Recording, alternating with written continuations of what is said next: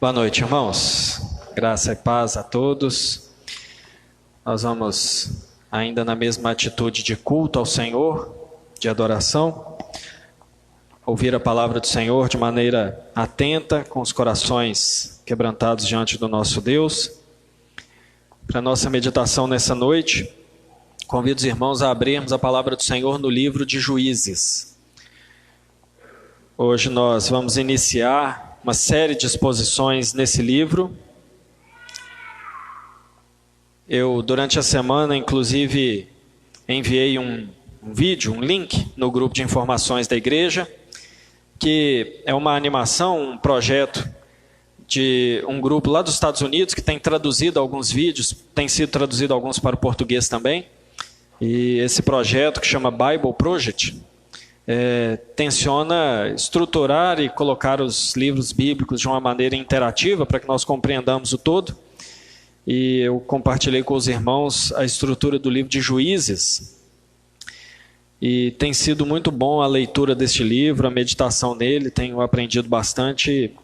A intenção é que nós aprendamos e que cresçamos juntos no conhecimento da palavra de Deus, naquilo que o próprio Deus revela de si mesmo na sua palavra. Nós vamos ler o capítulo 1 do livro de Juízes e vamos ler até o versículo 5 do capítulo 2.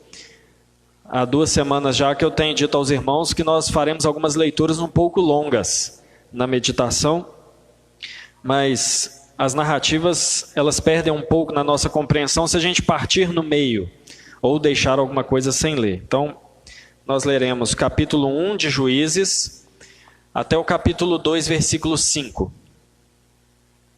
Eu vou fazer a leitura e os irmãos, mesmo assentados, me acompanhem. Depois da morte de Josué, os filhos de Israel consultaram ao Senhor, dizendo: quem dentre nós primeiro subirá aos cananeus para pelejar contra eles?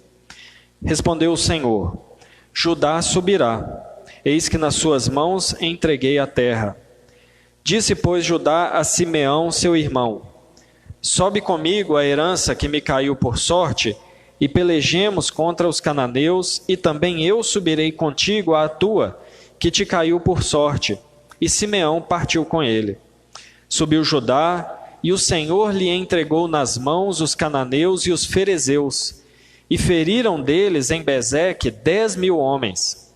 Em Bezeque encontraram Adoni-Bezeque, e pelejaram contra ele, e feriram aos cananeus e aos ferezeus. Adoni-Bezeque, porém, fugiu, mas o perseguiram e prendendo-o, lhe cortaram os polegares das mãos e dos pés. Então disse Adoni-Bezeque: 70 reis a quem haviam sido cortados os polegares das mãos e dos pés apanhavam migalhas debaixo da minha mesa.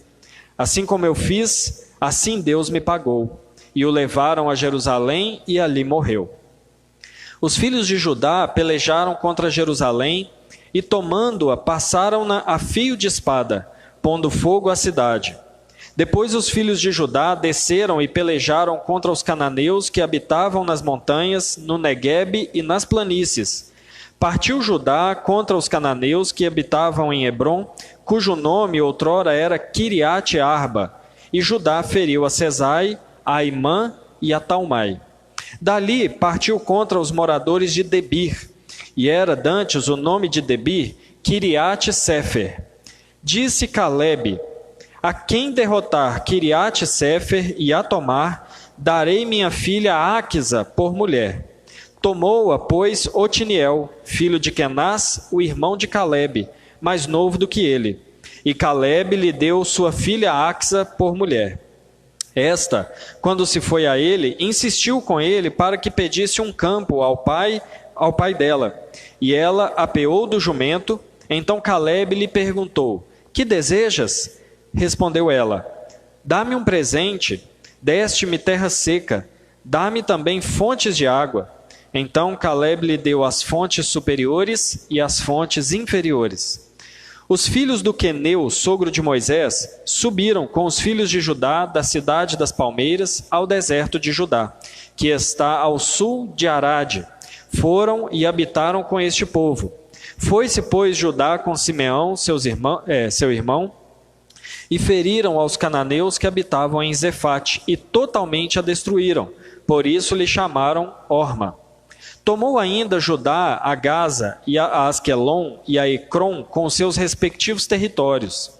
Esteve o Senhor com Judá, e este despovoou as montanhas, porém não expulsou os moradores do vale, porquanto tinham carros de ferro. E como Moisés o dissera, deram Hebrom a Calebe, e este expulsou dali os 3 filhos de Anak. Porém, os filhos de Benjamim não expulsaram aos jebuseus que habitavam em Jerusalém. Antes, os jebuseus habitam com os filhos de Benjamim em Jerusalém até o dia de hoje. Subiu também a casa de José contra Betel, e o Senhor era com eles. A casa de José enviou homens a espiar Betel, cujo nome dantes era Luz. Vendo os espias um homem que saía da cidade, lhe disseram: mostra-nos a entrada da cidade, e usaremos de misericórdia para contigo. Mostrando-lhes ele a entrada da cidade, feriram a cidade a fio de espada. Porém, aquele homem e a toda a sua família deixaram ir. Então se foi ele à terra dos heteus e edificou uma cidade, e lhe chamou Luz. Este é o seu nome até o dia de hoje. Manassés não expulsou os habitantes de Bet-Seã, nem os de Tanak, nem os de Dor, nem os de Ibleão, nem os de Megido, todas com as suas respectivas aldeias, pelo que os cananeus lograram permanecer na mesma terra. Quando, porém, Israel se tornou mais forte, sujeitou os cananeus a trabalhos forçados e não os expulsou a todo. Efraim não expulsou os cananeus habitantes de Gézer, antes continuaram com ele em Gézer. Zebulon não expulsou os habitantes de Quitron, nem os de Naalol, porém os cananeus continuaram com ele, sujeito a trabalhos forçados. Azer não expulsou os habitantes de Aco, nem o de Sidom, os de Alabe, os de Aquizibe, os de Elba, os de Afeca e os de Reobe. Porém, os azeritas continuaram no meio dos cananeus que habitavam na terra, porquanto não os expulsaram. Naphtali não expulsou os habitantes de Bet-Semes, nem os de Bet-Anate, mas continuou no meio dos cananeus que habitavam na terra. Porém, os de Bet-Semes e Bet-Anate lhe foram sujeitos a trabalhos forçados. Os amorreus arredaram os filhos de Dan até as montanhas, e não os deixavam descer o vale. Porém, os amorreus lograram habitar nas montanhas de Eres, em Aijalon e em Saalabim. Contudo, a mão da casa de José prevaleceu, e foram sujeitos a trabalhos forçados. O limite dos amorreus foi desde a subida de Acrabim e desde Sela para cima. Subiu o anjo do Senhor a Gilgal, de Gilgal a Boquim, e disse: do Egito vos fiz subir e vos trouxe a terra que sob juramento havia prometido a vossos pais. Eu disse: nunca invalidarei a minha aliança convosco. Vós, porém, não fareis aliança com os moradores dessa terra, antes derribarei os seus altares. Contudo, não obedeceste à minha voz. Que é isso que fizeste? Pelo que também eu disse: não os expulsarei de diante de vós, antes vos serão por adversários, e os seus deuses vos serão laços. Sucedeu que, falando o anjo do Senhor essas palavras a todos os filhos de Israel, levantou o povo a sua voz e chorou.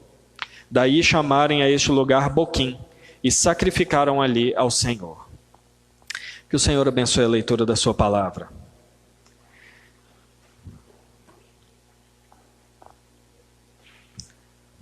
O tema da nossa mensagem nessa noite é a guerra que traz paz.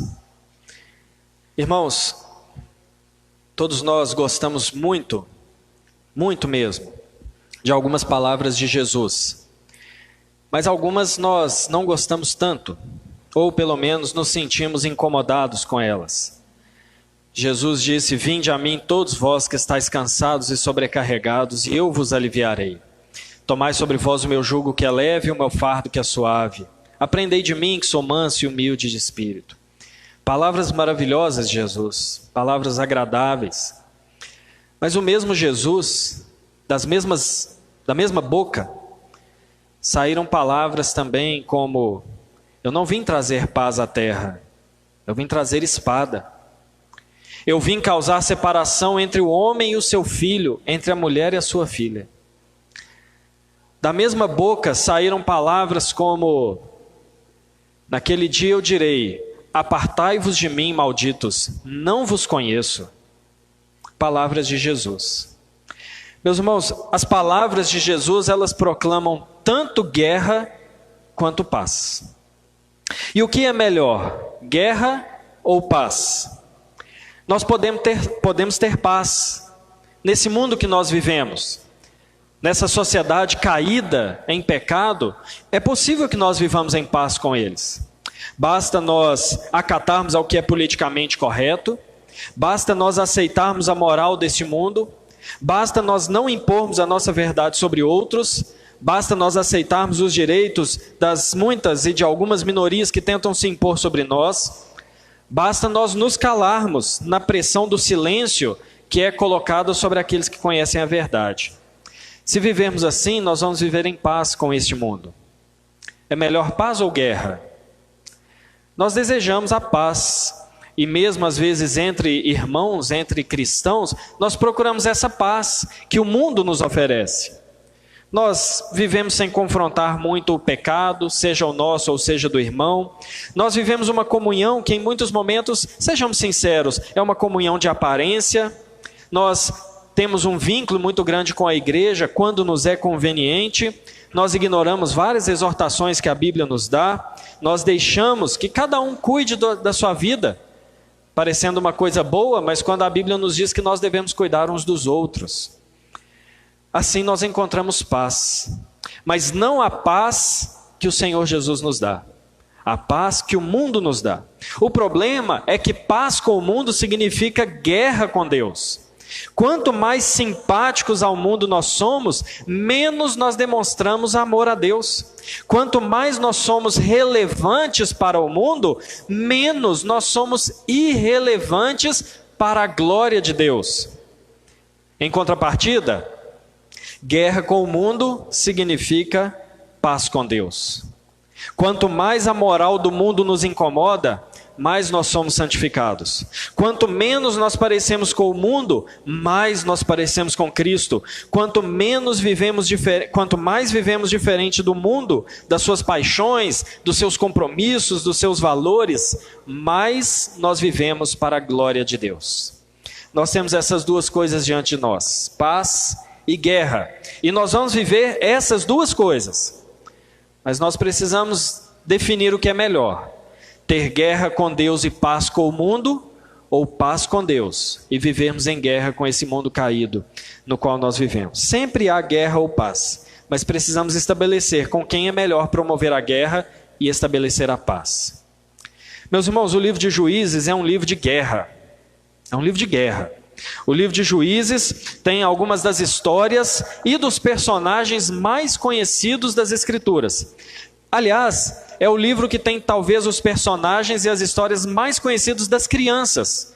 Qual criança aqui nunca ouviu ou desenhou na classe escola dominical ou em casa a história de Sansão, a história de Gideão, a derrubada dos muros de Jericó, ainda que esteja no final de Josué? Mas esse período tem os personagens e histórias mais conhecidos das crianças e dos adultos e de nós que lemos a Bíblia. É um livro de histórias fantásticas, como eu falei hoje de manhã a respeito de Gênesis. Mas relembrando, ou dizendo àqueles que não estavam aqui pela manhã, o livro de Gênesis guarda uma diferença muito grande com Juízes, porque as histórias de Gênesis são maravilhosas. As histórias de Juízes são terríveis. Eu acho que os personagens de Juízes são os preferidos ou mais conhecidos das crianças, porque nós não entendemos o livro de Juízes. Porque Juízes não é um livro para crianças. Como disse aquele vídeo que eu compartilhei com os irmãos durante a semana, o livro de Juízes não é para fracos de coração. O livro de Juízes não é um livro que nós lemos para as crianças antes de dormirem. O livro de Juízes é para quem tem estômago. É para pessoas maduras na fé. mas também para pessoas que desejam perceber a vileza e a malignidade do pecado. Quanto o homem pode chegar distante de Deus? O livro de Juízes, meus irmãos, não é como um conto de fadas, que termina tudo bem. Ele não termina bem, ele termina pior do que ele começou. O livro de Juízes não é como um romance que tem um herói que salva o dia. Não tem. Os heróis do livro de Juízes vão de mal a pior e levam o povo de Deus de mal a pior. Meus irmãos, nós certamente não colocaríamos esse livro perturbador nas Escrituras, se as Escrituras estivessem sob o nosso controle. Nós não colocaríamos porque as coisas que estão aqui são terríveis. Violência, sangue, assassinato e pior, muitas dessas cabeças que rolaram no livro de Juízes foi por mandado de Deus. Ele ordenou, que é para fazer a nossa cabeça dar um nó. Deus ordenou que países inteiros fossem dizimados. Em Juízes nós temos reis mortos à traição, pais que prometem sacrificar as filhas, generais mortos com estaca fincada na testa, milhares e milhares de cadáveres no chão, abuso, esquartejamento, paganismo, sangue e mais sangue. Esse é o livro de Juízes, palavra de Deus, inspirada pelo nosso Deus. Mas por que tudo isso, meus irmãos? Por que um livro desse? Porque o livro de Juízes é uma tragédia que responde àquela pergunta que nós terminamos o livro de Josué. Quanto tempo durou a fidelidade do povo de Israel? O livro vai nos falar dessa tragédia, mas ele nos ensina e também dá esperança. O livro ensina o preço que se paga por abandonar a Deus, mas dá esperança apontando para a vinda de um rei necessário para que a ordem fosse restabelecida. E o texto que nós lemos, irmãos, o primeiro capítulo até o versículo 5 do segundo capítulo, não é o início cronológico do texto, mas é o pano de fundo para tudo que vai acontecer do capítulo 2 em diante. Essas conquistas, toda essa história narrada, não segue uma ordem cronológica, mas está estabelecendo o quadro, o palco, onde todas as histórias de Juízes, do livro de Juízes, vão se desenvolver. Nós vemos aqui as tribos, várias tribos, e no decorrer do livro nós veremos que de cada tribo Deus trouxe um juiz, ou seja, essa geografia estabelece o pano de fundo da história. E o capítulo 1 é a saga do povo de Israel entre duas coisas. Nós, nos nossos termos, poderíamos usar entre a cruz e a espada. É a saga de Israel entre Deus e entre os povos pagãos. O texto, meus irmãos, relata a posse da terra. Deus deu a terra, o povo veio do deserto, invadiu aquela terra e destruiu os primeiros habitantes, e a terra foi dividida por sorte. Deus deu um pedaço de terra para cada tribo. Só que Deus não limpou a terra. Eles tinham que conquistar as terras. Deus deu, mas eles tinham que conquistar. O capítulo 1 nos mostra então que essas tribos de Israel foram conquistando esses pedaços de terra. A tribo de Ruben e de Gade não aparecem aqui, elas ficaram com as possessões do lado de lá do rio. A tribo de Levi não está aqui, porque a possessão deles era no meio das outras tribos, e a tribo de Issacar também não se faz presente, não sabemos objetivamente o porquê. Mas esse capítulo 1, eu sei, meus irmãos, que ao ler o capítulo 1, parece apenas uma série de tribos e suas conquistas, parece que não há muita informação teológica aqui, parece que mesmo está só estabelecendo um pano de fundo, mas muitas mudanças acontecem aqui nesse texto. Por exemplo, a relação entre Israel e os cananeus progride da guerra para a paz. Lembre dos conceitos de guerra e paz que nós falamos no início. Mas o que nós vemos é que a relação de Israel começa sangrenta e termina com uma política da boa vizinhança. Nós vemos que há uma significativa diminuição de violência no capítulo 1, porque houve uma diminuição da hostilidade entre israelitas e cananeus. Isso significa que houve um aumento na proximidade entre eles, o que significa um aumento na distância entre eles e Deus. porque proximidade com aqueles que não servem a Deus significa afastamento de Deus. O contexto, meus irmãos, dessa empreitada, nós não leremos de novo, mas já lemos durante a liturgia, Êxodo capítulo 34, em que Deus fala com o povo que vai dar uma terra para eles, mas Deus estabelece algumas coisas. Vocês vão destruir todas as cidades, passar todos ao fio da espada, destruir os altares, os postes ídolos e se estabelecer. Crueldade de Deus? Injustiça de Deus com os verdadeiros donos da terra? Será que eles interpretaram errado o que Deus ordenou? Vejamos. Vamos caminhar no texto e ver o que esse texto nos ensina. Em primeiro lugar, nós vemos uma fidelidade presente. O texto mostra uma fidelidade a Deus presente. Os versículos 1 a 7 vão nos mostrar que houve quem foi fiel a Deus. Nós vemos que eles consultaram a Deus. Aqui há uma grande manifestação do relacionamento de aliança do povo de Israel com Deus. Para saber quem ia primeiro, para saber aonde iam primeiro, eles consultam a Deus. E Deus revela a eles que Judá deveria ir primeiro conquistar a sua terra. E o texto diz no versículo 2 que Deus pronuncia ou testemunha também da sua fidelidade. Judá é fiel, consulta ao Senhor. Aliás, o povo de Israel está fiel, consulta a Deus. E Deus diz: eu entreguei para vocês essa terra. Meus irmãos, a terra era deles. Pertencia a eles, porque aquele que é o dono de toda a terra deu a eles. Mas Deus não deu de graça, Deus não deu de sopa, vamos dizer assim, né? Eles tinham que batalhar. Eles tiveram que conquistar a terra que Deus deu a eles. Caberia a eles dominar a terra. O versículo 3 nos diz então que Judá chamou Simeão, seu irmão, para ajudá-lo. E sabe o que é interessante aqui, irmãos?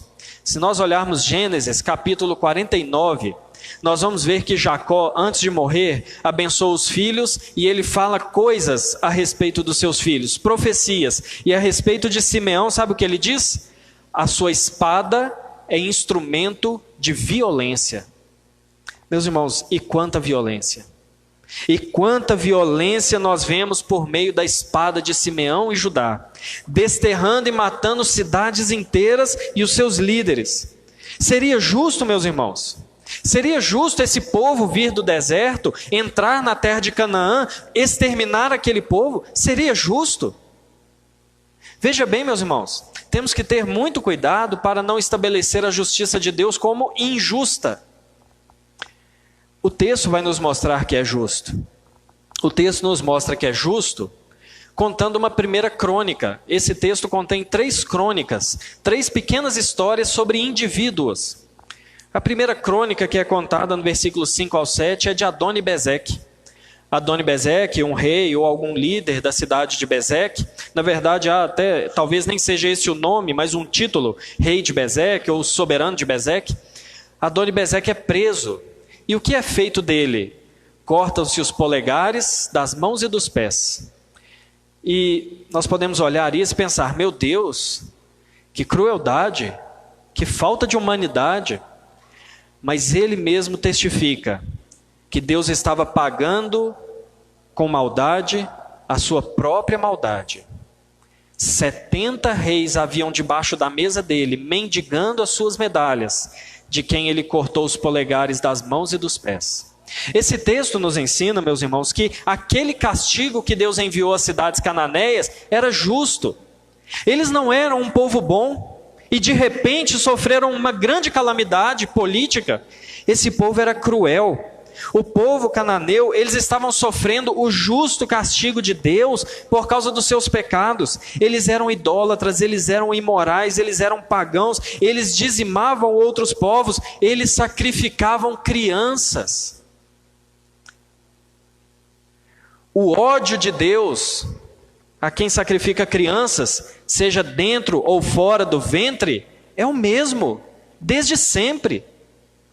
Mas eles eram povos cruéis, e que Deus usou Israel como instrumento para proferir a eles a calamidade e a condenação pelos seus pecados. Meus irmãos, Israel começou bem. Israel começou fiel a Deus. Não teve piedade daqueles que Deus mandou que matassem. E Judá estava claramente, as vitórias de Judá estavam claramente ligadas à fidelidade de Deus. Meus irmãos, no meio de tanta matança, o texto diz que o Senhor era com eles. O Senhor os estava abençoando, porque eles eram fiéis ao Senhor. Meus irmãos, e isso nos lembra um pouco como é a vida do cristão. A vida do cristão, obviamente, não é de derramamento de sangue, mas a vida do cristão é uma vida em que nós estamos com o mundo diante de nós, constantemente sendo hostil a nós. O problema é que muitas vezes nós temos piedade do mundo. Piedade, eu não falo de indivíduos, mas eu falo do sistema de vida mundano. Muitas vezes nós vemos alguns discursos políticos ou ideológicos que são colocados diante de nós e nós olhamos com piedade. Olha, não é que está certo mesmo?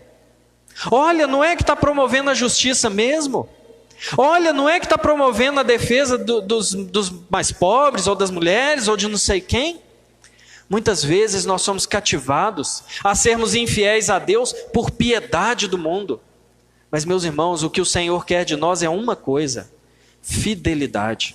Fidelidade a Ele para vivermos em paz com Ele e desfrutarmos de um excelente relacionamento com o nosso Deus.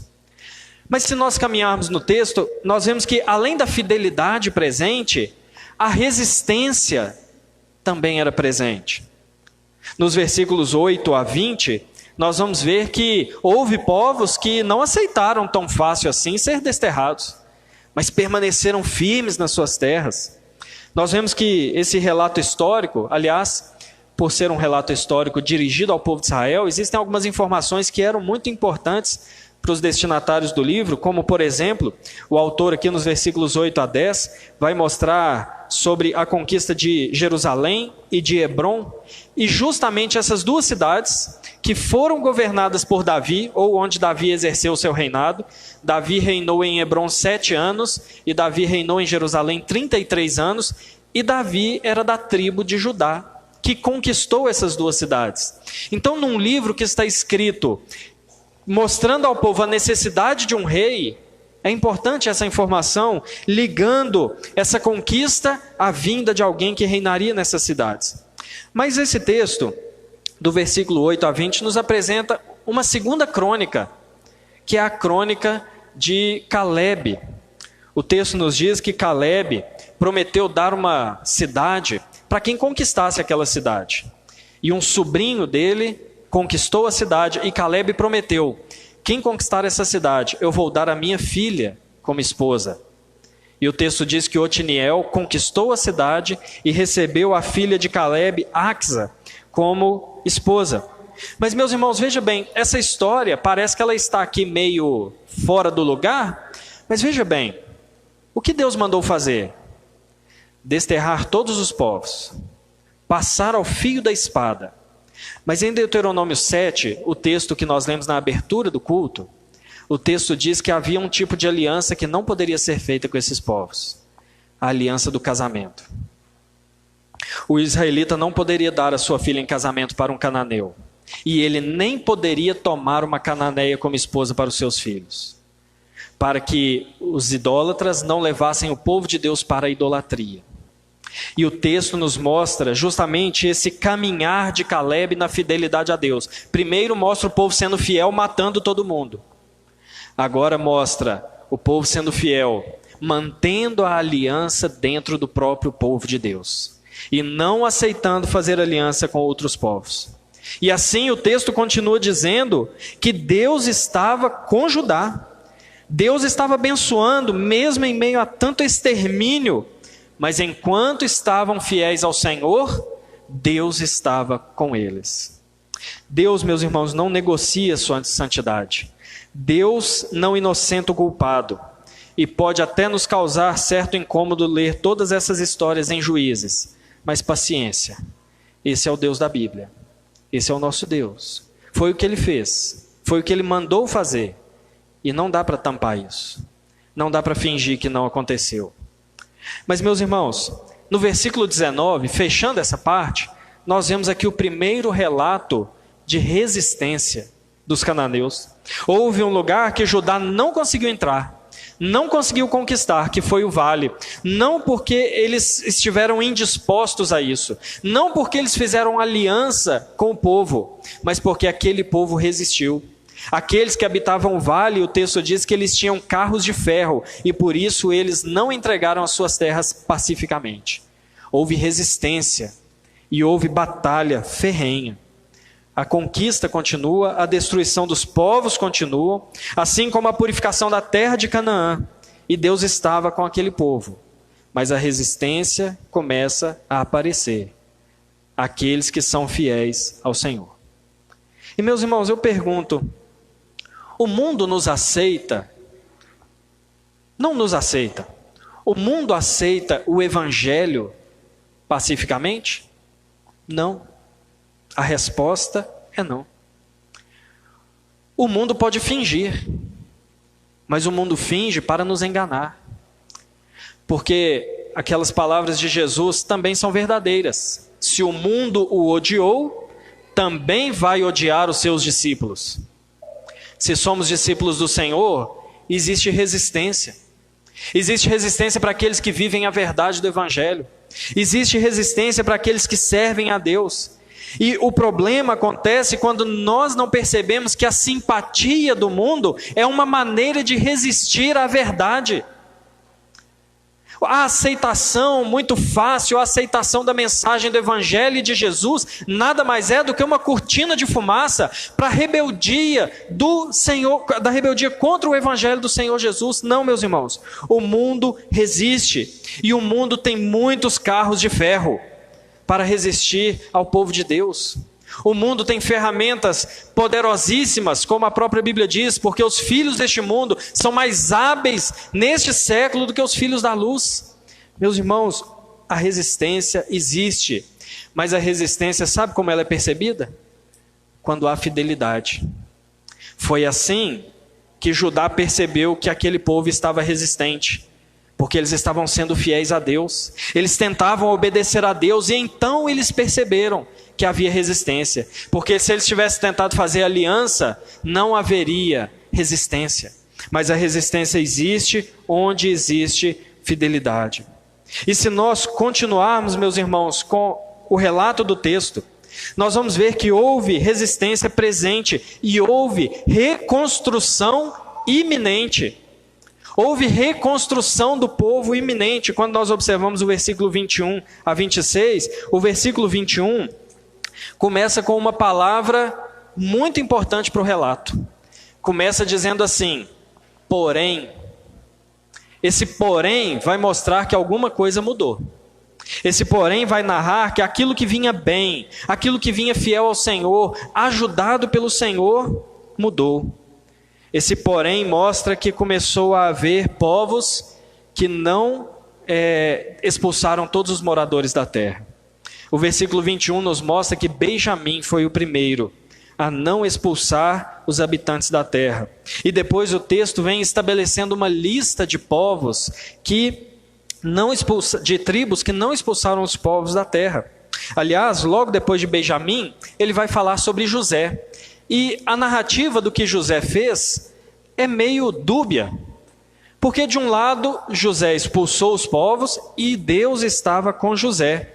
Mas existe algo aqui que parece que José não fez corretamente. E é onde entra a terceira crônica dessa passagem. Esse relato de algum indivíduo. Eles estavam para dominar a cidade de Luz. E parece, ao que tudo indica, a entrada da cidade era escondida ou era de difícil acesso. E eles veem um homem, pegam aquele homem e dizem, olha, você vai nos mostrar como entrar na cidade. E quando você nos mostrar, nós vamos usar de misericórdia com você. Ele mostrou, eles invadiram a cidade, mas preservaram aquele homem. No entanto, irmãos, existe uma informação no texto que nos deixa na dúvida se José agiu bem ou mal. Porque aquele homem saiu e fundou, reconstruiu uma outra cidade e colocou o mesmo nome naquela cidade. Ou seja, aquilo que José destruiu começou a ser reconstruído em outro lugar. Aquele povo cananeu, aquele povo pagão, foi preservado por meio daquele homem. A Bíblia diz, Deus disse ao povo de Israel: não tereis misericórdia desse povo. Eles tiveram e a cidade foi reconstruída. Meus irmãos, o extermínio das cidades não era ordenado por acaso. O extermínio das cidades era para que as práticas imorais, as práticas idólatras, fossem apagadas do meio do povo de Israel. E permanecer com uma cidade era permanecer com um foco de idolatria e de paganismo, de imoralidade. E aqui nós começamos a ver o quanto durou a fidelidade de Israel à aliança com Deus. A história, meus irmãos, nesse ponto, a partir do versículo 21, começou a mudar. Depois de diversas conquistas do povo cananeu, contra o povo cananeu, este povo começou a ganhar espaço. Antes oferecia resistência, depois não são totalmente destruídos, e por fim permite-se que uma cidade seja reconstruída. As coisas parecem não ir tão bem quanto antes. E meus irmãos, agora olhando para o nosso próprio coração, fazendo uma observação, será que não existem cidades pagãs que nós permitimos ser reconstruídas no nosso coração? Eu digo isso porque quando nós cremos em Jesus, nós somos trazidos das trevas para a luz. Nós passamos a viver numa outra realidade.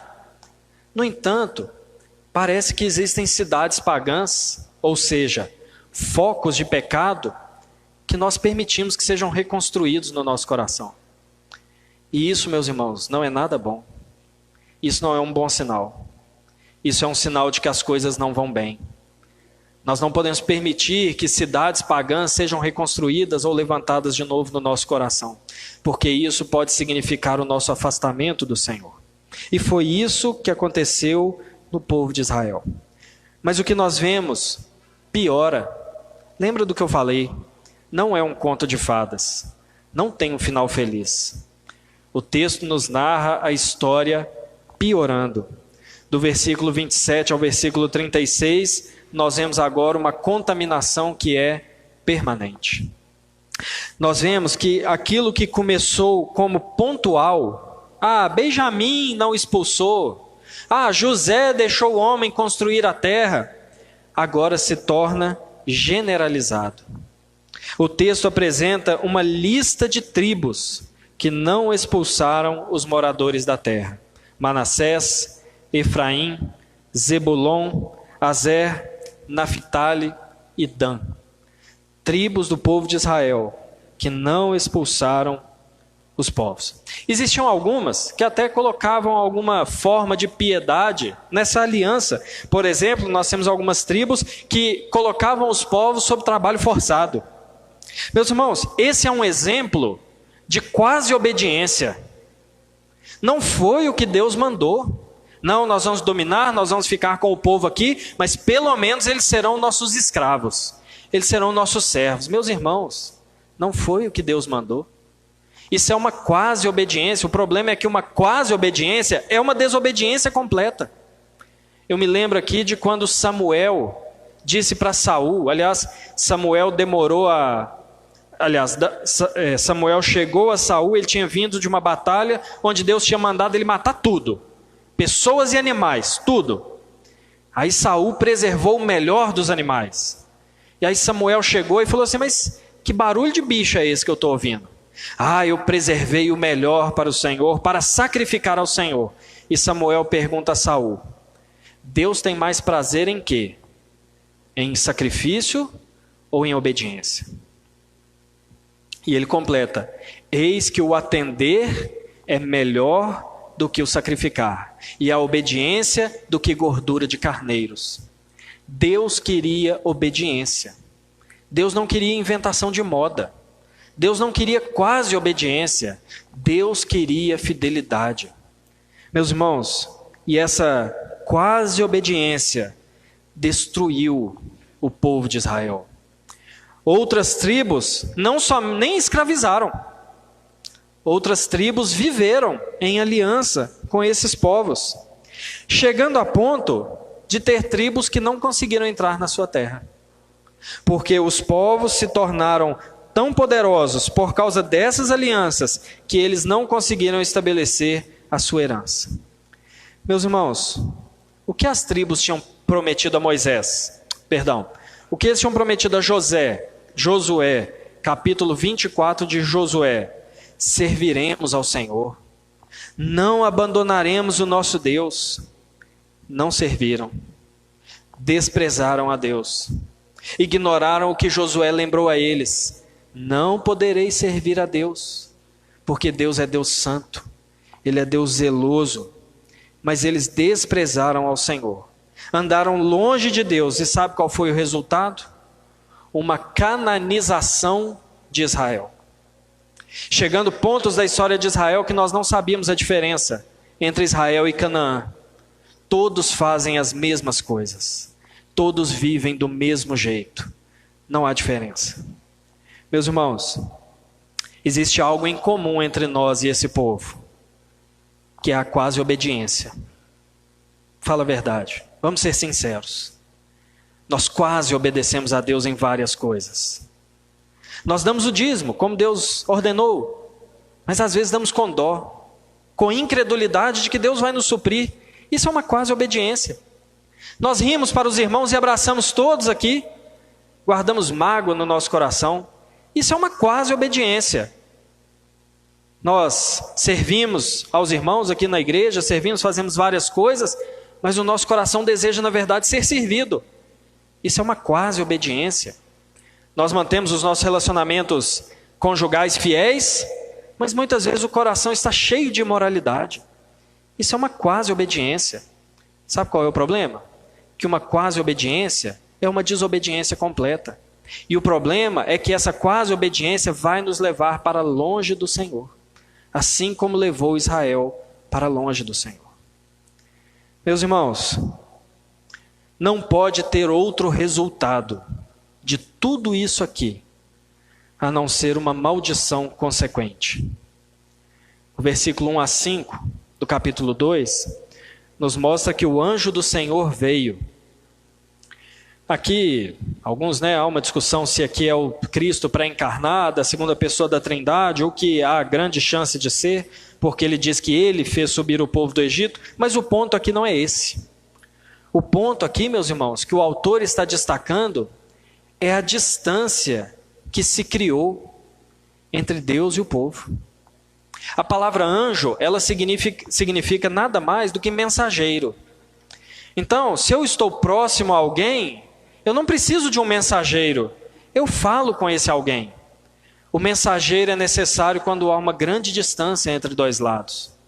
E o texto diz que o anjo do Senhor subiu de Gilgal. Gilgal era um ponto importante de Israel como um lugar de aliança com Deus. Subiu de Gilgal e foi a ter com eles. E se antes Deus falava com o povo, agora Deus envia o seu mensageiro, tamanha distância que se criou de Israel com Deus. E esse anjo relembra o passado, relembra a aliança e relembra a fidelidade de Deus.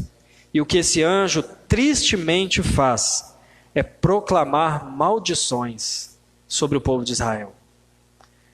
O anjo diz: esse povo será adversário de vocês. Os deuses desses povos serão laços para vocês. Conforme Josué já tinha falado, Deus vos fará mal, Deus vos consumirá, após ter feito bem a vocês. E o resultado é esse: catástrofe, castigo, condenação, desgraça, maldição, para um povo que preferiu viver em paz com o mundo, entrou em guerra com Deus. Meus irmãos, o que nós vemos nesse texto é uma progressão onde as coisas vão de mal a pior.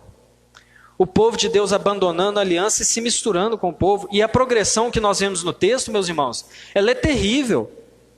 Porque antes o povo consultava a Deus e Deus falava com o povo. Agora não. Agora só ouve a Deus se Deus enviar o seu mensageiro e ouvir o castigo. Antes o povo derrotava totalmente os cananeus ao fio da espada. Agora é os cananeus que dizem se eles podem habitar na terra ou não.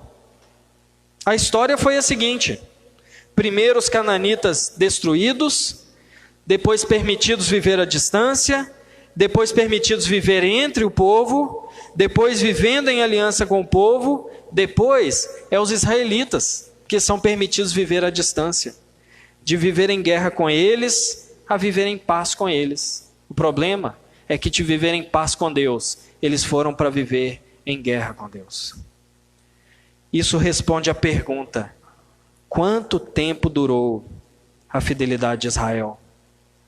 Nem durou tomar a terra toda. E foram infiéis a Deus.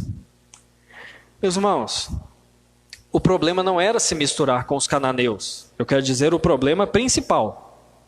Assim como o problema não é o cristão conviver com o mundo. O problema, nós não vamos ler o texto, mas depois os irmãos leiam Josué 23, versículos 1 a 13. O problema é o que levava alguém a fazer aliança com o povo cananeu. O problema, a aliança com o povo cananeu não era a causa, mas era o efeito de algo que tinha acontecido no coração deles. Josué 23 nos diz primeiro que a aliança com outros povos é resultado de se afastar da lei de Deus. Quando o coração vai se afastando da lei de Deus, automaticamente vai se aproximando dos outros povos. Se aproximar dos outros povos não é a causa, é o efeito de se afastar da lei de Deus. E no versículo 11 de 23, Josué diz que o afastamento se dá por deixar de amar a Deus. Quando o povo para de amar a Deus, ele passa a amar o mundo. O amor ao mundo não é causa, o amor ao mundo é efeito. É o efeito de deixarmos de amar ao Senhor. O resultado não pode ser outro: a mundanização. Se para os israelitas foi a cananização, conosco acontece a mundanização. Nós nos tornamos mundanos. Nós nos tornamos secularizados. Nós passamos a não ter quase diferença alguma entre quem serve ao Senhor e não serve. Isso acontece, meus irmãos, por exemplo, com a igreja. Se ela vive de forma piedosa, suporta a pressão do mundo e os seus valores por um tempo, mas começa a deixar cidades serem reconstruídas dentro da igreja, no meio cristão. Nós abandonamos a moral do mundo, mas começamos a permitir que cidades sejam levantadas. A forma de lidar com o dinheiro começa a ser a mesma do mundo. Os relacionamentos amorosos começam a ter o mesmo padrão do mundo. A vida familiar começa a ter o mesmo padrão do mundo.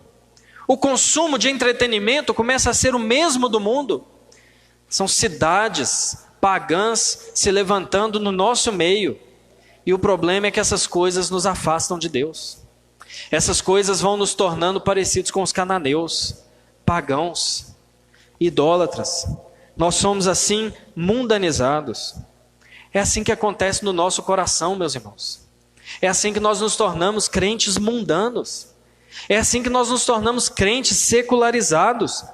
Progressivamente nós vamos deixar de amar o Senhor. Progressivamente nós vamos deixando de amar a lei de Deus.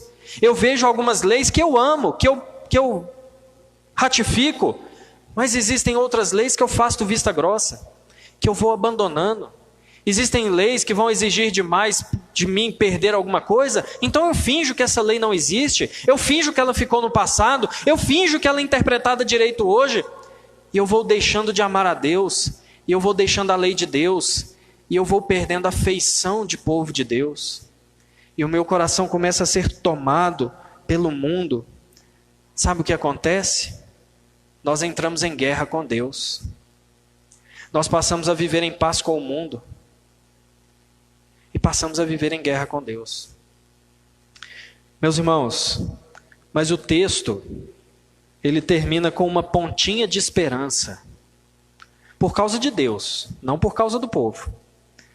O texto no capítulo 2, versículo 1 a 5, Deus proclama que Ele continua fiel à sua aliança. O povo pode fazer o que quiser, Deus não muda. Deus permanece fiel. Meus irmãos, e Deus permaneceu de fato fiel. A história testemunha isso. Não por causa de Israel, por causa dos cananeus, mas porque de Israel veio a salvação. Deus permaneceu fiel porque toda essa preservação de Israel não era por causa deles. Era porque lá atrás ele tinha prometido que ele traria uma semente. Lá atrás ele havia prometido a Abraão, prometido a Israel, prometido a Isaac, a Jacó. E Deus, meus irmãos, é um homem de palavra. Deus zela pelo seu nome. Ele promete, ele cumpre. Então Deus preservou Israel mesmo nisso tudo, para cumprir a sua palavra de trazer a salvação para esses que foram cananizados. Meus irmãos, e essa é a nossa esperança, que nós temos dezenas, centenas de milhares de inimigos que atentam contra a nossa fé diariamente, constantemente, dentro e fora de nós. Nós temos esses inimigos, mas meus irmãos, Deus enviou o Senhor Jesus Cristo para destruir os nossos inimigos. É por isso que nós cantamos aqui que nada pode nos separar do amor de Deus, porque esse amor está em Cristo Jesus. Porque ele venceu todas essas batalhas que Israel não venceu, ele venceu.